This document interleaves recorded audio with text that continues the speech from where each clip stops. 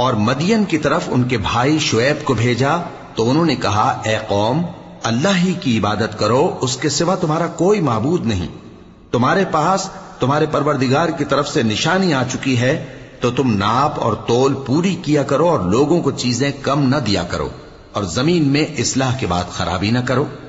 اگر تم صاحب ایمان ہو تو سمجھ لو کہ یہ بات تمہارے حق میں بہتر ہے، اور ہر رستے پر مت بیٹھا کرو کہ جو شخص اللہ پر ایمان لاتا ہے اسے تم ڈراتے اور اللہ کی راہ سے روکتے اور اس میں کجی ڈھونڈتے ہو۔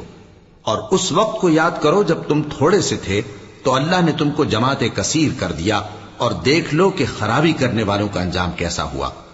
اور اگر تم میں سے ایک جماعت میری رسالت پر ایمان لے آئی ہے اور ایک جماعت ایمان نہیں لائی تو صبر کیے رہو یہاں تک کہ اللہ ہمارے تمہارے درمیان فیصلہ کر دے، اور وہ سب سے بہتر فیصلہ کرنے والا ہے۔ تو ان کی قوم میں جو لوگ سردار تھے جو تکبر کرتے تھے وہ کہنے لگے کہ شعیب، یا تو ہم تم کو اور جو لوگ تمہارے ساتھ ایمان لائے ہیں ان کو اپنے شہر سے نکال دیں گے، یا تم ہمارے مذہب میں واپس آ جاؤ۔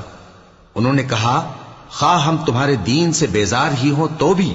اور ان کی قوم میں سے سردار لوگ جو کافر تھے کہنے لگے کہ بھائیو، اگر تم نے شعیب کی پیروی کی تو بے شک تم خسارے میں پڑ گئے۔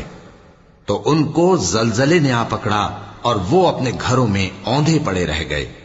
یہ لوگ جنہوں نے شعیب کی تکذیب کی تھی ایسے برباد ہوئے تھے کہ گویا وہ ان میں کبھی آباد ہی نہیں ہوئے تھے۔ غرض جنہوں نے شعیب کو جھٹلایا وہ خسارے میں پڑ گئے۔ پھر شعیب ان میں سے نکل آئے اور کہا کہ بھائیو، میں نے تم کو اپنے پروردگار کے پیغام پہنچا دیے اور تمہاری خیر خواہی کی تھی، تو میں کافروں پر عذاب نازل ہونے سے رنج و غم کیوں